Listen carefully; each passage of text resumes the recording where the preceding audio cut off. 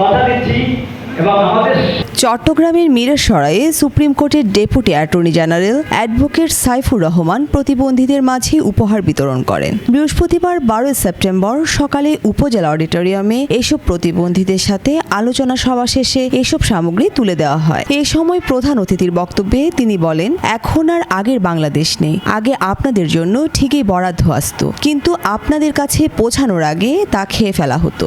কিন্তু নতুন বাংলাদেশে তার হতে দেওয়া যাবে না। আপনাদের জন্য যতটুকু বরাদ্দ আসবে ততটুকু আপনাদেরকে বুঝিয়ে দেওয়া হবে। তিনি আরও বলেন, মিরসরাইয়ের সম্ভাবনাময় অনেক কিছু রয়েছে। আমরা এগুলোকে কাজে লাগিয়ে সবাই মিলে আধুনিক মিরসরাই গড়ে তুলব। যোগ্যতার পাশাপাশি সব মানুষগুলোকে প্রাধান্য দেওয়া হবে। তারা সব জায়গায় 1 নম্বরে অগ্রাধিকার পাবে। আপনি যত বড়ই ডিগ্রিধারী হন না কেন, যদি অসৎ হন, আমাদের সরকারে আপনার জায়গায় 1 নম্বরে নাই।